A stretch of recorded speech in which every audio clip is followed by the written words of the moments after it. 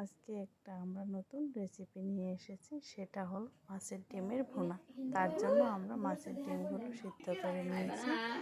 এখন একটা কড়াইয়ে একটু তেল দিয়ে দিব, ওখানে দিয়ে দিব জিরা, কেটে রাখা পেঁয়াজ, টমেটো, কাঁচা লঙ্কা আর আদা রসুন বাটা। এগুলো আমরা তেলের সাথে ভালোভাবে চাড়িয়ে চাড়িয়ে ভেজে নিব। পেঁয়াজ আর টমেটো সেদ্ধ হওয়ার জন্য আমরা এখানে দিয়ে দেব স্বাদ অনুযায়ী লবণ। লবণ দেওয়ার পর আমরা এটাকে একটু ঢেকে দেব। আবার কিছুক্ষণ পর ঢাকনাটা উঠিয়ে আমরা এটাকে ভালোভাবে একটু লাগিয়ে দেব, যাতে এটা নিচে পুড়ে না যায়। আবার একটু ঢাকনা দিয়ে পেঁয়াজ আর টমেটো ভালোভাবে ভেজে নেওয়ার পর আমরা এখানে দিয়ে দেব হলুদের গুঁড়ো, জিরার গুঁড়ো আর লঙ্কা গুঁড়ো দিয়ে আমরা এটাকে ভালোভাবে আর একটু ভেজে নিব।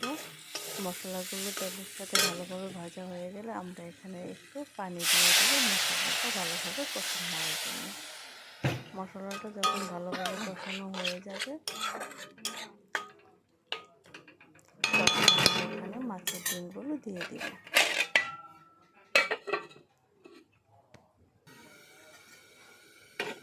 এই যে দেখুন, আমাদের মশলাটা ভালোভাবে কষানো হয়ে গিয়েছে।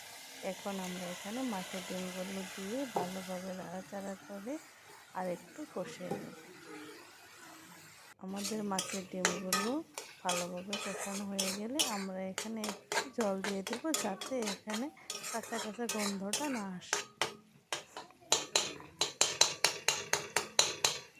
এই যে দেখুন, আমাদের মাছের ডিমগুলো ভালোভাবে ভাজা হয়ে এসেছে। এখন আমরা একটু পানি দিয়ে দিলাম। এই পানিটা শুকিয়ে গেলে আমাদের